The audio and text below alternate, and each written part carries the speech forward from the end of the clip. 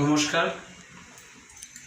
শ্রী ঠাকুরের চরণে সহস্র কোটি প্রণাম নিবেদন করি এবং আজ সপ্তানুসরণের প্রথম অংশের একটি ছন্দ দিয়ে আমার আলোচনা শুরু করছি। সর্বপ্রথম যে ছন্দটি আছে সেটি এরূপ: সর্বপ্রথম আমাদের দুর্বলতার বিরুদ্ধে যুদ্ধ করতে হবে, সাহসী হতে হবে, বীর হতে হবে। পাপের জ্বলন্ত প্রতিমূর্তি ওই দুর্বলতা। তারাও যত শীঘ্র পারো ওই রক্ত শোষণকারী অবসাদ উৎপাদক ভ্যাম্পায়ারকে। স্মরণ করো তুমি সাহসী, স্মরণ করো তুমি শক্তির তনয়, স্মরণ করো তুমি পরম পিতার সন্তান। আগে সাহসী হও, অকপট হও, তবে জানা যাবে তোমার ধর্মরাজ্যে ঢোকবার অধিকার জন্মেছে। এই ছন্দটির মাধ্যমে বোঝানো হয়েছে আমরা যে অবিবাদে বা একেবারে অবাধে যে ধর্মরাজ্যে ঢুকে ধর্ম অনুশীলনের জন্য তৎপর হয়ে যাই, সেটা কোনো দিনই আমাদেরকে কোনো ভালো বা কোনো আলোর পথ দেখায় না। ধর্মরাজ্যে ঢুকবার আগে অর্থাৎ ধর্মকাজে রত হওয়ার পূর্বে আমাদের ভিতর থেকে দুর্বলতাকে ঝেড়ে ফেলতে হবে।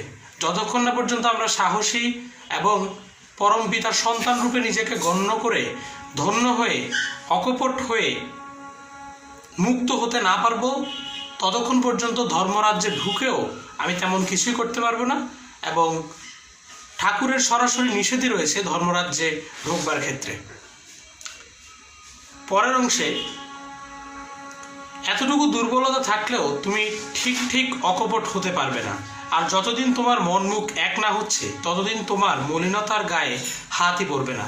অর্থাৎ দুর্বলতা পরিহারের পাশাপাশি আমাদের মন মানসিকতার সাথে মুখ অর্থাৎ আমাদের আচার আচরণ বলারও একটা সঙ্গতি থাকতে হবে, না হলে আমরা ধর্মরাজ্যে ঢোকার অধিকার পাবো না। মন মুখ এক হলে আর ভিতরে গলদ জমতে পারে না, গুপ্ত আবর্জনা ভাষায় ভেসে উঠে পড়ে, পাপ গিয়ে তার ভিতর বাসা বাঁধতে পারে না। অর্থাৎ আমি যখনই আমার মন মানসিকতার সাথে আমার আচরণ এবং কার্যকলাপের একটা মেলবন্ধন রচনা করব, তখনই আমার ভেতরকার যদি কোনো আবর্জনা লুকিয়ে থাকে অর্থাৎ কোনো লুকিয়ে থাকা আবর্জনা থাকে, তবে তা ভেসে উঠবে, সেটা আমার ভিতর আর থাকতে পারবে না এবং পাপেরও কোনো চিহ্ন আমার ভিতর উৎপাদিত হতে পারবে না। পরবর্তী অংশে বলেছেন শ্রী ঠাকুর, হটে যাওয়াটা বরং দুর্বলতা নয় কো, কিন্তু চেষ্টা না করাই দুর্বলতা। তুমি কোনো কিছু করতে প্রাণপণে চেষ্টা করা সত্ত্বেও যদি বিফল মনোরথ হও, ক্ষতি নাই, তুমি ছেড়ো না, ওই অম্লান চেষ্টাই তোমাকে মুক্তির দিকে নিয়ে যাবে।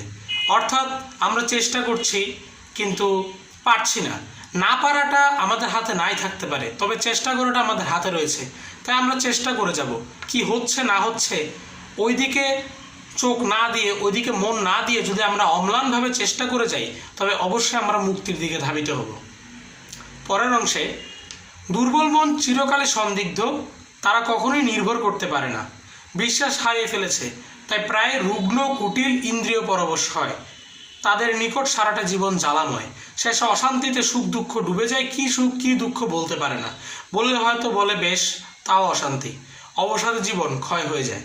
অর্থাৎ মনের যে দুর্বলতা, এটা যে মানুষকে কতটুকু পীড়া দিতে পারে সেটি শ্রী ঠাকুর বর্ণনা করেছেন, যে চিরকাল সন্দিগ্ধ মন মানসিকতার কারণে রুগ্ন কুটিল ও ইন্দ্রিয় পরবশ মানসিকতা এবং অবস্থা আমাদেরকে ঘিরে ধরে। তখন আমাদের সারাটা জীবনকে জ্বালাময় মনে হয়, জীবনের সুখ দুঃখ যেন একাকার হয়ে যায়, কোনো কিছুতে শান্তি লাগে না। তাই আমাদের মনকে অবশ্যই সবসময় শক্তিশালী রাখতে হবে, সাহসী রাখতে হবে, পবিত্র রাখতে হবে। পরের অংশে বলেছেন শ্রী ঠাকুর, দুর্বল হৃদয়ে প্রেম ভক্তির স্থান নেই। পরের দুর্দশা দেখে, পরের ব্যথা দেখে, পরের মৃত্যু দেখে নিজের দুর্দশা ব্যথা বা মৃত্যুর আশঙ্কা করে ভেঙে পড়া, এলিয়ে পড়া বা কেঁদে আকুল হওয়া ওসব দুর্বলতা। যারা শক্তিমান তারা যাই করুক তাদের নজর নিরাকরণের দিকে, যাতে ওসব অবস্থা আর না কেউ বিধ্বস্ত হয়, প্রেমের সহিত তারই উপায় চিন্তা করা। বুদ্ধদেবের যা হয়েছিল ওই হচ্ছে সবল হৃদয়ের দৃষ্টান্ত। অর্থাৎ প্রকৃত অর্থে আমি যদি আমার ধর্ম সঠিকভাবে পালন করতে চাই, তবে সেক্ষেত্রে আমি পরের মৃত্যু দেখে, পরের ব্যথা দেখে, পরের দুঃখ দুর্দশায় কাতর হয়ে, কেঁদে আকুল হয়ে আমার কোনো কিছুই হবে না। ঠাকুরের নির্দেশ অনুযায়ী আমাদের সবসময় দৃষ্টি রাখতে হবে, যেখানেই আমরা কারো ব্যথা দেখছি, কারো দুর্দশা দেখছি, সেখানে সেটা কি করে নিরাকরণ করা যায় স্থায়ীভাবে, সেদিকে যাতে আমরা মনোযোগটা দিই এবং ওই রকম অবস্থা যাতে অন্য কেউ না পড়ে সেই চেষ্টাটা যাতে আমরা করি।